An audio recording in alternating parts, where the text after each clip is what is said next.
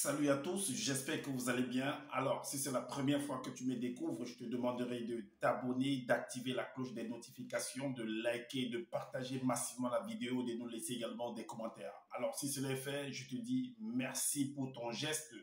Comme je le dis constamment dans mes partages, que Salomon dit qu'il n'y a rien de nouveau. Ce qui a été, c'est ce qui est et c'est ce qui sera encore. Et que le physique est le reflet du non-visible. Le Créateur, par son verbe, parle tantôt d'une manière, tantôt d'une autre, et l'on y prend point garde. Alors, toi qui m'écoutes aujourd'hui, si tu ne prenais pas garde autrefois, dès à présent, commence à prendre garde par rapport à ce que tes yeux peuvent voir, tes oreilles peuvent entendre, tes sens peuvent capter au travers de la nature. Analyse bien la situation, retiens ce qui est bon et ce qui est mauvais, bien entendu, et transmets-le à tes enfants afin qu'ils puissent sortir de l'ignorance. Parce qu'il y a une formule qui dit que l'homme, la femme, l'enfant, l'être, la créature périt faute de connaissances. Donc, il est primordial pour nous de pouvoir fusionner avec le savoir afin d'avoir une meilleure visibilité des choses. Et encore, nos pères, nos mères, dans les temps d'autrefois, ont toujours eu à appuyer leur dire par des métaphores, des énigmes, des paraboles, des dictons, des proverbes, en utilisant les éléments de la faune et de la flore. Ils ne peuvent pas aller au-delà, car la loi du Créateur le veut ainsi.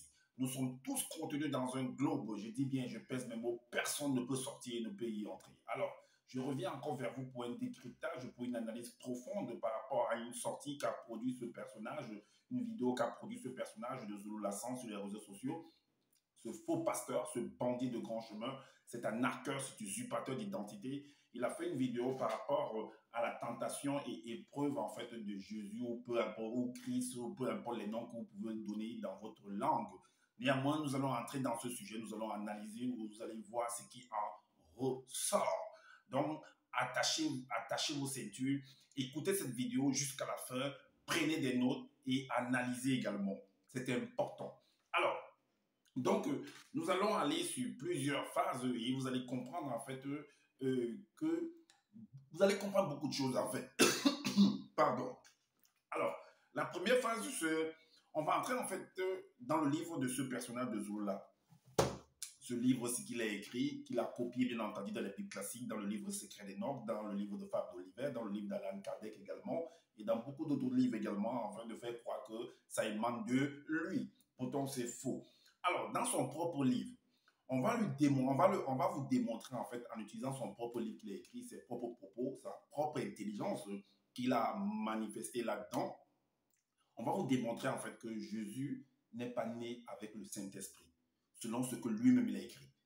Il n'est jamais né avec le Saint-Esprit. C'est étonnant de l'entendre, mais c'est vrai. On va analyser, on va vous apporter des éléments de réponse afin que vous puissiez comprendre. Donc Jésus de Zulula, que lui l'appelle pour de manière ou qui savait, peu importe comment vous aussi pouvez l'appeler, n'est pas né avec le Saint-Esprit. Alors pour ça, on va dans l'évangile caché de Koudoumane, chapitre 13. Le chapitre 13 nous dit, le chapitre 19, le verset 13 plutôt. Il est dit ici que le chapitre 19, le verset 13. 19, verset 13. Ok.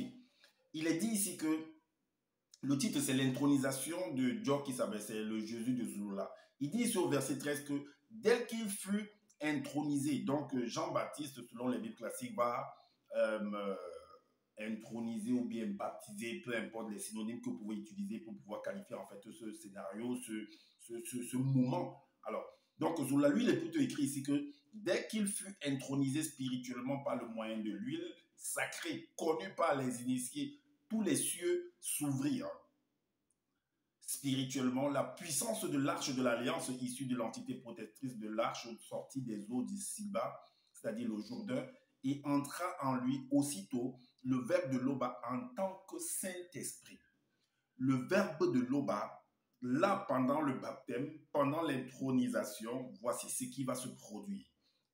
Écoutez bien attentivement. Il est dit que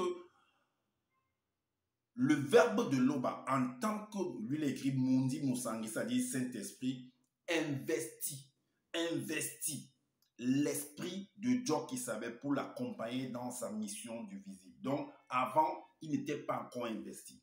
Avant, le verbe ne l'avait pas encore investi. Avant, le verbe n'était pas encore, peut-être vous avez utilisé, on a utilisé le mot investi, peut-être vous n'avez pas bien compris, mais on va comprendre plus tard.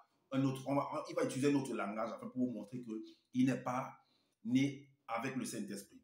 Ok. Maintenant, on va au verset 21, au chapitre 20, le verset 21.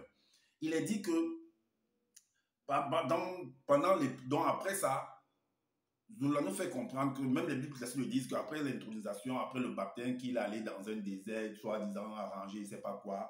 Donc, le chapitre 20, le verset 1, il est dit, Dieu qui savait étant rempli. Donc, quelque chose qu'on va remplir ou qui est rempli. Donc, ça veut dire que la chose n'était pas encore pleine. La chose n'était pas encore pleine. Soit la chose, c'est comme un verre d'eau rempli.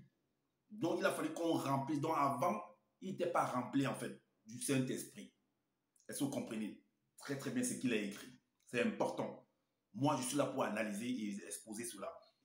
Alors, Dieu qui savait, étant rempli, plutôt dans le chapitre 19, le verset, on a dit investi.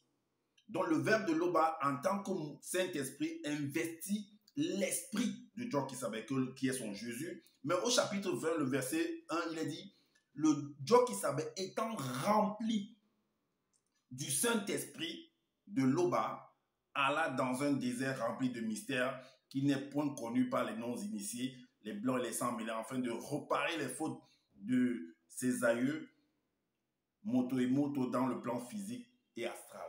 Donc, c'est en ce moment-là qu'il a été rempli du Saint-Esprit. Donc, avant, il n'était pas rempli du Saint-Esprit. Ou alors, il n'avait même pas le Saint-Esprit.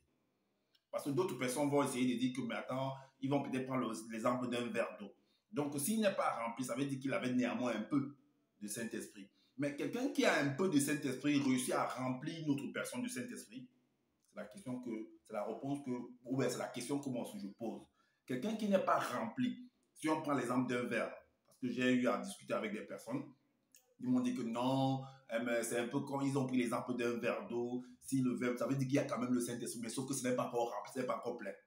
Mais si ce n'est pas encore plein, mais comment tu as-tu réussi à remplir en fait le verre de l'autre? Je vais vous montrer le verset qui prouve cela. C'est dans le livre. On va en fait dans le chapitre 13. Là, on dit qu'il a été rempli, là en ce moment-là, après le baptême, ou pendant le baptême.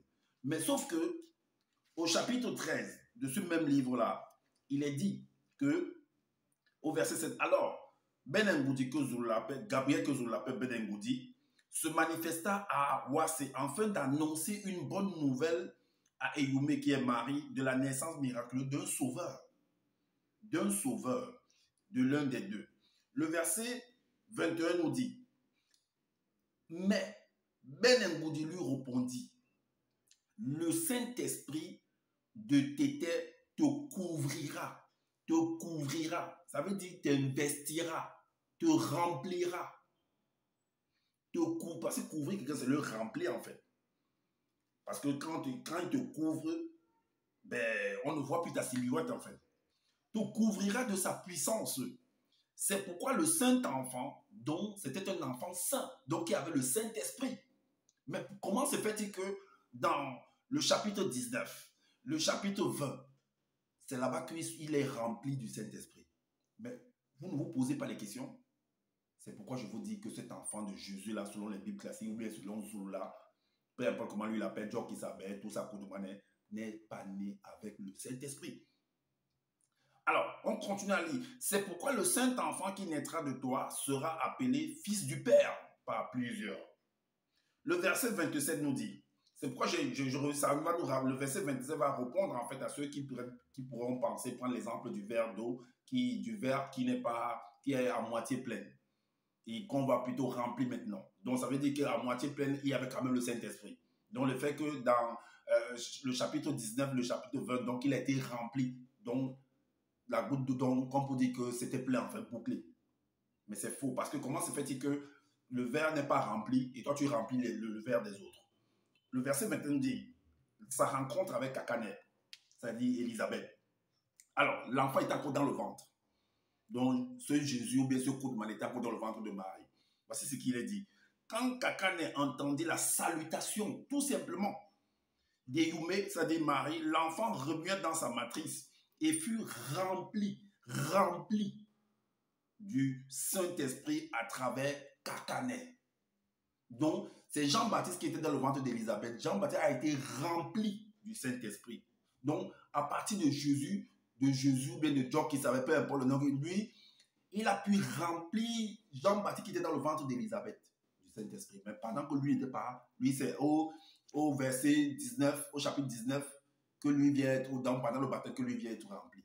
Vous voyez la comédie qu'il vient d'écrire, du n'importe quoi. Alors, on continue.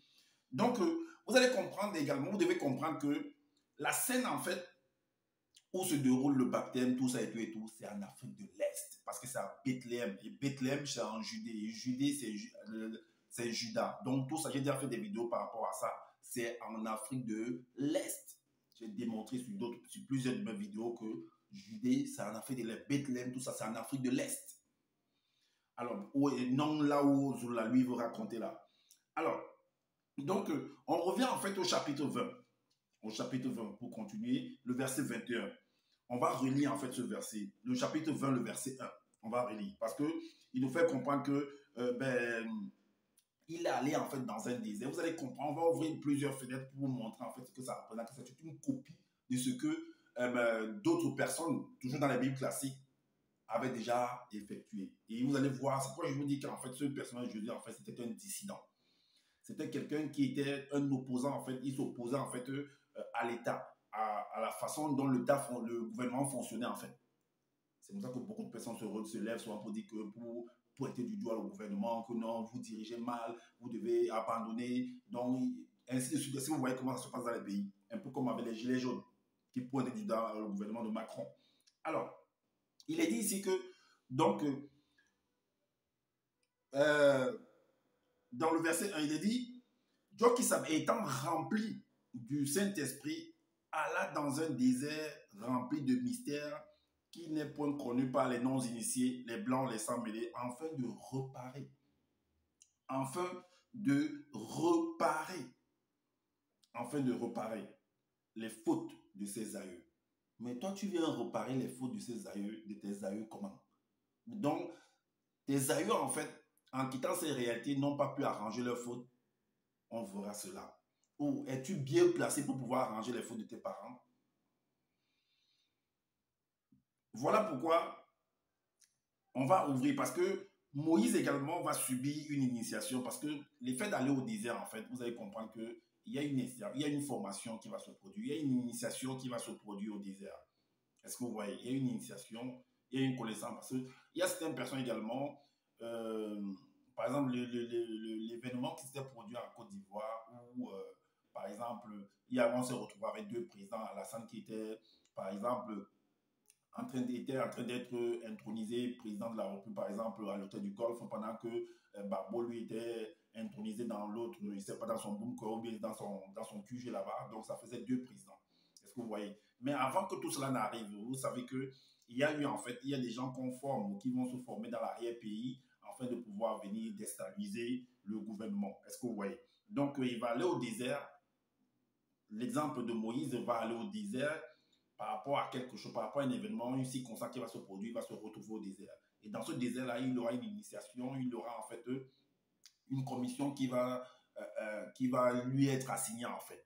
Est-ce que vous voyez? C'est la même chose. Parce que comment se fait lui, plutôt, il dit ici que son Jésus est parti au désert pour pouvoir arranger les fautes. Faites attention, il faut bien analyser la situation. Alors, voilà pourquoi dans le livre d'Exode, Moïse va aller au désert, il va subir l'initiation, mais pour venir délivrer. Donc, pour délivrer là, en fait, c'est pour dire que le gouvernement, en fait, ne gère pas bien le pays. Donc, lui, il est mieux placé pour pouvoir gérer. Il est mieux placé pour pouvoir renverser la vapeur. C'est un peu comme les Camto qui disent que non, par exemple, le régime de Paul Biya ne gère pas bien, et ainsi de suite. Donc, c'est un peu partout bien, par exemple, les Gilets jaunes qui disent que Macron, en fait, le gouvernement Macron doit être dissous, il doit abandonner tout ça, il doit laisser. Donc, voilà pourquoi dans Exode, chapitre 2, Exode chapitre 3, plutôt, Exode chapitre 3, au verset 10, 3, 10, il est dit, maintenant, le chapitre 3, le verset 2 et le verset 10. Le verset 2 dit, l'ange de parce que Moïse va aller où va se retrouver au désert. Et là-bas, comme j'ai dit, il va subir l'initiation. C'est pourquoi il est écrit, c'est que l'ange de l'Éternel lui apparut dans une flamme de feu au milieu d'un buisson. Moïse regarda et voici, le buisson était tout en feu et le buisson ne consumait point. Ça, c'est à Madian là-bas. C'est dans, si vous partez regarder, c'est dans au désert là-bas. Le verset 10 nous dit, et là-bas on lui dit maintenant, va, je t'enverrai auprès de Pharaon et tu feras sortir d'Égypte mon peuple, les enfants d'Israël. Donc, comme vous dites que Pharaon, qui est le chef du gouvernement, ben, il ne gère pas bien en fait le peuple, donc va délivrer. Et pour délivrer, ça veut dire qu'il va falloir faire un coup d'État, tout simplement. Alors, donc, voilà la question que, donc ça veut dire que le fait que Jésus soit allé au désert, ben, en ouvrant cette fenêtre par rapport à Moïse, vous comprenez un peu ce qu'il pouvait partir faire au désert, ce Jésus. Est-ce que vous comprenez d'une manière ou d'une autre? Alors, donc Jésus, puisque la question, quand on revient encore sur le chapitre 20, le verset 1, est-ce que Jésus réellement a-t-il réparé les fautes de Moto et Moto, ou bien de, selon les Bibles, ça c'est selon Zoula, il appelle Moto Moto, dans la Bible, on dit Adam et Ève. A-t-il réellement arrangé les fautes? Voilà pourquoi on va dans l'évangile caché de l'évangile de caché de Kodoumanet, toujours au chapitre 20, le verset 21. Il est dit, Dieu qui savait, étant rempli du Saint-Esprit, alla dans un désert rempli de mystères, qui n'est point connu par les non-initiés, les blancs et les sans-mêlés, afin de réparer les fautes de ses aïeux, dont Moto et Moto dans le plan physique et astral. On va donc voir. Par rapport à Moto, quand il vivait, on va dans Origine chapitre 3 au verset 3. Origine 3.3, il est dit. Origine 3.3. Il est dit que maintenant, quant aux enseignements de la formidable entité de la science du bien et du mal, là on s'adresse en fait à Moto, selon le livre de Zola, donc qui est Adam de la Bible classique.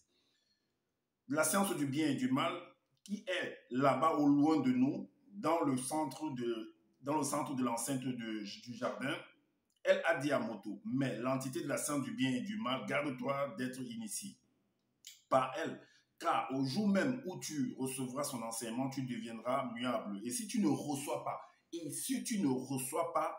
point, et si tu ne reçois point le mystère de la grâce purificatrice, tu connaîtras la mort visible. Mais si tu obtiens cette grâce purificatrice, tu ne connaîtras point la mort visible. Donc, on va donc voir si Moto et Moto ont obtenu la grâce purificatrice selon Zulula. Pour que plus tard, s'ils ont obtenu la grâce purificatrice, pourquoi Jésus ou bien Kodoumané doit venir encore réparer les fautes? Puisque si ils désobéissent selon le récit et que plus tard ils obtiennent la grâce purificatrice, qu'est-ce que tu dois encore venir arranger? Tu viens encore arranger quoi? C'est là où vous comprenez que c'est de la fémania. C'est du n'importe, c'est du banditisme que Zoula fait. Alors, le chapitre 4, le verset 86.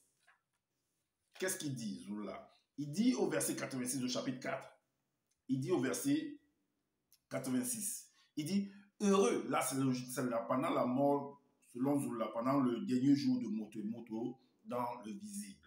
Est-ce que vous voyez? Donc, on va voir s'ils ont obtenu la grâce purificatrice. Parce que le fait d'obtenir la grâce purificatrice, ça veut dire que les fautes ont été pardonnées. Parce que si tu n'obtiens pas, ça veut dire que tu vas connaître la mort visible selon Zoula. On va donc voir. Pour que plus tard, on dise que Jésus, bien Kodoumané, est venu arranger les fautes de ses aïeux. Comment? Alors, donc au verset 86, il dit, heureux êtes-vous à cet instant, car Moto et toi avez obtenu le mystère de la grâce purificatrice. C'est ce que Zola a dit. Mais qu'est-ce que tu viens encore arranger? Toi, tu viens encore arranger quoi? Job Isabelle, tu viens encore arranger quoi? Si ton Moto et Moto ont obtenu la grâce purificatrice, dont leur péché, leur faute a été pardonné, toi, tu viens encore arranger quoi? Il faut analyser. Et moi, je suis là pour fouiller et venir vous exposer cela. Alors, le verset 87 dit quoi? En cela, vous ne connaîtrez et ne passerez point par la mort. Est-ce que vous avez entendu? C'est ce que Zoula a écrit. Moi, je fais que lire, j'analyse, je lis et j'expose. Alors, Dieu qui savait, toi, tu viens donc arranger quoi? Qu'est-ce que vous cachez? Qu'est-ce que Zoula, tu caches là-bas? C'est pourquoi je vous ai pris l'exemple de Moïse qui est allé au désert. Mais on sait pourquoi il est allé au désert. Parce qu'il a commis quelque chose. Parce qu'il en avait marre de la façon dont dirigeait celui qu'il est, selon les récits, celui qu'il a élevé. Donc son tuteur, qui est Pharaon. Et là-bas, il va se préparer maintenant avec d'autres personnes pour venir renverser la vapeur. renverser en fait son tuteur. Alors, donc, on va donc dans le livre d'Ézéchiel. On va dans le livre d'Ézéchiel, le chapitre 18. Ézéchiel, chapitre 18. Ézéchiel, chapitre 18, à partir du verset 20 et 22. 18, 20, 22. Il est dit, puisqu'on dit qu'il est venu arranger les fautes de son aïeux. Mais Ézéchiel ici, Zola n'a pas écrit ça dans son livre, il a retranché cela, il a sectionné cela. Il a choisi ce qu'il voulait écrire dans le livre d'Ézéchiel et puis il est venu écrire dans son livre. Mais quand on rentre dans la Bible classique, on va lire ce verset, le verset 20 à 22. Il est dit, l'âme qui pêche, c'est celle qui mourra. Le fils ne portera pas l'iniquité de son père et le père ne portera pas l'iniquité de son fils. La justice du juste sera sur lui et la méchanceté du méchant sera sur lui. Si le méchant revient de tous les péchés qu'il a commis, s'il observe toutes mes lois et pratique le droit et la droiture et la justice, il vivra et ne mourra pas. Le verset 22, toutes les transgressions qu'il a commises seront oubliées, il vivra à cause de sa justice qu'il a pratiquée. Donc, Job Kisabé, tu es venu arranger quoi? Qu'est-ce que vous nous cachez là-bas? Hein, Zouloula, qu'est-ce que tu caches là-bas? Job Kisabé est venu arranger les fautes de qui? Il est qui d'abord? Que lui, il est venu arranger les fautes. Putain, lui-même, il n'a pas pu vraiment se sauver, s'aider lui-même. Et puis on l'a tué comme on l'a tué là. Alors, maintenant, on revient en fait dans l'évangile caché de Koudouman est toujours là, au chapitre 22, au chapitre 20, le verset 22. La suite. Qu'est-ce que ça dit? Le verset 2 nous dit là, maintenant, étant là-bas au disant, on dit que là, Satan, le mauvais esprit apparu spirituellement à une longue distance de l'endroit où se trouvait Job Kisabé dans le désert pendant 40 jours et 40 nuits. Pendant 40 jours et 40 nuits. Là, même les Bibles classiques nous disent que pendant les 40 jours là et 40 nuits là, il n'a pas mangé. Mais ce n'est pas possible. Vous ne pouvez pas rester. Mais même une semaine, même cette, vous ne pouvez pas. Même ceux qui font la grève de faim, là, ils mangent les biscuits. Et quand même les biscuits qu'ils mangent, vous voyez l'état de leur état. Après, comment ils maigrissent. Vous ne pouvez pas. Parce que l'organisme est fait, notre être est fait pour manger et vivre dans cette réalité, vivre et manger et boire de l'eau. On a besoin de ça pour pouvoir faire fonctionner en nos organes. Sinon, ça va, tu vas te sécher. Ce n'est pas possible. C'est un code en fait. Alors, vous allez remarquer qu'on va ouvrir également d'autres fenêtres, même toujours avec ce personnage de Moïse, et même dans le livre de Rois. On va aller également pour vous montrer en fait le même truc de 40 jours et 40 nuits là. Alors, on va dans Ézéchiel chapitre Exode 34. 34. Vous allez remarquer que Moïse également, il y a le code de 40 jours et 40 nuits avec lui. Alors, dans Exode 34, au verset 28, il est dit quoi? Il est dit que Moïse fut là avec l'Éternel. Moïse fut là avec l'Éternel. Donc là, en ce moment-là, il va recevoir en fait l'alliance nouvelle. L'alliance des tablettes. En fait, ce que derrière les tablettes, là, ce que vous devez comprendre, c'est là, j'ai fait un enseignement par rapport à ça, c'est la constitution, la nouvelle constitution qu'il devra appliquer après avoir renversé le pharaon. C'est ce qu'il devait appliquer. Mais sauf que là, bon, il se retrouve déjà sorti avec le pharaon, avec le peuple, selon le récit, avec le peuple d'Israël, il se retrouve au désert avec eux. Et maintenant là-bas, le peuple d'Israël dit qu'il fallait nous laisser en Égypte là-bas, que de nous amener ici dans le désert, et nous sommes en train de mourir de faim et tout, machin tout. Alors, ben, qui nous gère, qui est quel est le Dieu que nous devons servir, tout et tout. Et là-bas, Moïse, pendant qu'il est dans la montagne, sur la montagne là-bas, le peuple il y a un autre dirigeant qui essaie d'essayer de prendre le pouvoir et il forme en fait un veau d'or. Il construit un veau d'or et en fait le veau d'or là, derrière le veau d'or, c'est la constitution en fait. C'est la constitution. C'est un peu comme les principes de la maths. Derrière le veau d'or, c'est un principe de fonctionnement. Est-ce que vous comprenez? Donc Moïse maintenant, quand il va recevoir la nouvelle alliance, qui est aussi un principe de fonctionnement, qui est qu'on va appeler dans le gouvernement la Constitution, parce que c'est la Constitution qui permet de pouvoir faire fonctionner un pays, les lois, tout ça, et ainsi de suite, ce qu'on défend, ce qu'on accepte ou pas. Alors, donc quand il va recevoir cela, pendant qu'il est en train de recevoir, en train de le former, en train de lui montrer, en train de l'apprendre, en train de l'initier pour comprendre les principes de la Constitution, il est en train de rédiger cela. Voici ce qu'il est dit. Il est dit au verset 28, Moïse fut là avec l'Éternel 40 jours et 40 nuits. Il ne mangea point de pain et il ne but point d'eau. Et l'Éternel écrivit sur les tables les paroles de l'alliance, les 10 paroles. C'est ce qu'il a écrit. Mais c'est pas possible, tu ne peux pas rester sans manger, tu peux pas rester sans manger, même pendant une semaine, c'est un problème. Voilà pourquoi on va également dans le livre de Un roi, mais dans le livre de ce monsieur, dans Un roi, chapitre 25, au verset 13. Parce que cela aussi s'est produit avec Élisée quand il a fui en fait. Il a pris fuite devant les paroles en fait de Jézabel, de la reine Jézabel. Il a fui. Donc au verset 13, il est dit, chapitre 25, verset 13, Bé se leva, donc Bé c'est Élie, lui il l'appelle Bé, se leva, mangea et but. Lui par contre il a mangé, il a bu pour avoir des forces parce qu'il était au désert. Puis fortifié par cette nourriture, il marcha 40 jours et 40 nuits jusqu'à Horeb. Horeb, c'est la montagne où Moïse était là-bas pour recevoir les alliances, là, hein, la constitution, là, le mont Horeb. Donc lui, il a marché également 40 jours et 40 nuits à Horeb, la montagne sacrée. Mais lui, il a mangé d'abord. Il a mangé d'abord, il a été fortifié, sinon tu ne peux pas. Donc Jésus, la 40 jours, tu ne manges pas ça. Ce n'est pas possible. Même pour Moïse, ce n'est pas possible. Alors, on revient dans l'évangile caché de Koudoumané. Le chapitre 20, le verset 4. Il est dit, il ne mangea et ne but rien durant ces jours et ces jours-là et ces nuits-là. Et quand cette période fut passée, il eut faim. Donc c'est après 40 jours et 40 que lui il a faim. Par contre, Élie, lui, il a d'abord mangé avant de faire 40 jours, 40 nuits de marche. Donc, maintenant, on va toujours, on revient encore dans le livre de Un roi, chapitre 25, mais le verset 9. 25, le verset 9. Qu'est-ce qu'il est dit au verset 9? Il est dit que, quant à lui, il marcha toute une journée dans le désert. Donc, Jésus, le Jésus de Zola, lui, par contre, c'est après les 40 jours, les 40 jours que lui, il a eu faim.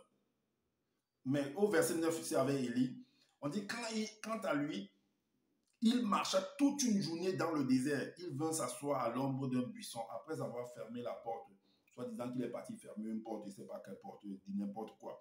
Il demanda d'intégrer le grand homme parce qu'il n'en pouvait plus en fait. Il était épuisé, il avait faim, il avait soif au désert. Vous savez la canicule qu'il fait au désert, la chaleur atroce qu'il y a au désert. Alors, maintenant, c'en est de trop prendre mon esprit, dont il voulait seulement se suicider en fait. Par contre, c'est quand l'autre fait 40 jours et 40 que lui l'a fait. Du n'importe quoi. Alors, maintenant, vous allez comprendre que il y a une bataille. Parce que ce que ce personnage de Job qui s'avait en train de mener, c'est une bataille en fait. Avec le personnage qu'on dit Satan. Parce que même derrière ça, on dit qu'il est allé au désert pour pouvoir. C'est une bataille en fait qui a se produit. Parce que quand tu reçois la Constitution, quand tu es formé, quand tu reviens en fait, par exemple, si on parle au cas de Moïse, qui revient, on dit, c'est toi qui as été choisi, par exemple, pour aller délivrer le peuple, pour aller renverser la peuple, pour aller faire le coup d'État. Beaucoup, ça se passe même aujourd'hui, parce qu'il y a une formule qui dit que ce qui a été hier, c'est ce qui est aujourd'hui, c'est ce qui sera demain. Rien de nouveau sous le soleil. Alors, l'effet qu'il aille devant Pharaon, c'est une bataille qui est en train de se produire pour renverser, soit pour délivrer, pour extirper quelque chose. Est-ce que vous comprenez? Donc, voilà pourquoi, dans l'évangile caché de Koudoumané, au chapitre 20, le verset 17, il est dit. Mais Job qui avait eu le dessus sur lui et gagna la bataille de volonté, donc entre Satan et lui. La bataille de volonté spirituelle, si bien que Satan s'éloigna spirituellement de lui jusqu'à jusqu'au temps fixé connu des entités du grand ordre des choses. Donc, il y a eu une bataille au point où, comme vous l'avez nous fait comprendre que Satan, Jésus a gagné. Voilà pourquoi on va aller dans 1 Samuel, chapitre 18, le verset 6 et le verset 7. Dans les Bibles classiques. Cela s'est produit également avec David et Saül. Parce que David, j'ai fait une vidéo pour ça. David voulait renverser Samuel, a fait un coup d'état à Saül. Alors, le chapitre 18, le verset 6 nous dit, dans 1 Samuel, il est dit que le titre, c'est la haine de Saül contre David. Chant de triomphe des femmes d'Israël. Alors, donc, comme il revenait lors du retour de David, après qu'il eut tué le Philistin, les femmes sorties de toutes les villes d'Israël au-dessus du roi, au-devant du roi Saül, en chantant et en dansant au son des tambourins et des triangles, et en poussant des cris de joie. Le verset 7 nous dit, les femmes qui chantaient se répondaient les unes aux autres et disaient, 2 points, Saül a frappé ses 1000 et David ses 10 000. 10 000. Et si vous lisez par exemple, vous allez voir que Saül en fait n'a pas accepté ça. Il a trouvé que mais c'est lui le roi, en fait, c'est lui qui est au-delà. On dit que le roi ou le président est le chef, est le patron. Dans tous les domaines, il est le patron. C'est un peu comme le football, on dit qu'il est le premier footballeur, par exemple, le chef d'État est le premier footballeur. Est-ce que vous comprenez? Le verset 18 nous dit, donc, il n'a pas. David répondit à Saül, qui suis-je et qu'est-ce? Le verset 18, le verset 8. Le verset 8, Saül fut très irrité et cela lui déplut.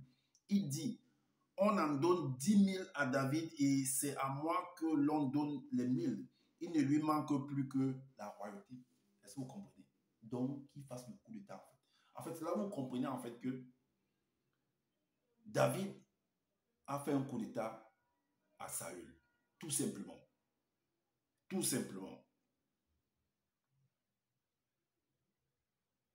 Donc, voilà un peu ce que je voulais vous présenter au travers de la tentation et des épreuves que ce soit Jésus, que ce soit Dieu qui savait, peu importe comment vous pouvez l'appeler dans votre langue. Donc, le code, ce qui est caché derrière, en vous montrant des exemples, que ce soit à partir de Moïse, que ce soit à partir du prophète Élie, comme on les appelle dans les Bibles classiques, dans les récits, dans les livres. Donc, et en prenant l'exemple également de David et de Saül, la confrontation qu'il y avait entre les deux, comment on a renversé Saül pour que David puisse prendre la place, pourquoi il est devenu roi plus tard. Donc, vous voyez un peu ce qui se cache derrière. Et on va comprendre que non, ce personnage de Dieu qui s'appelle selon Zoula, que non, il est venu reparer. Tu repars quoi? Mais si tu repars, ça veut dire qu'on n'avait pas pardonné en fait au moto. Donc, ils n'ont pas reçu la grâce purificatrice. Est-ce que vous comprenez? Et maintenant, également par rapport au Saint-Esprit, si c'est pendant le baptême que ce personnage de Dieu qui s'appelle au cause de Jésus est rempli du Saint-Esprit, ça veut dire qu'avant, il n'avait pas le Saint-Esprit ou qu'il n'était pas rempli du Saint-Esprit. Mais s'il n'était pas rempli, disons que s'il n'était pas rempli du Saint-Esprit, c'était un peu. Mais comment se fait qu'il a pu remplir en fait Jean-Baptiste qui était dans le ventre d'Élisabeth de Saint-Esprit, pendant que lui n'est pas rempli? Autant de questionnements. Alors, comme je dis toujours que je n'ai pas la science infuse, si vous trouvez qu'il y a des manquements par rapport à ce que je viens de dire, dites-nous en commentaire, sinon faites des vidéos pour pouvoir éclairer les uns les autres. Et également, abonnez-vous à ma chaîne, activez la cloche des notifications pour être averti des prochaines vidéos, likez, partagez massivement la vidéo, laissez-nous des commentaires également. Et prenez soin de votre famille, prenez soin de votre santé, car c'est important pour le combat futur. Et je vous dis à bientôt pour une prochaine vidéo. Ciao!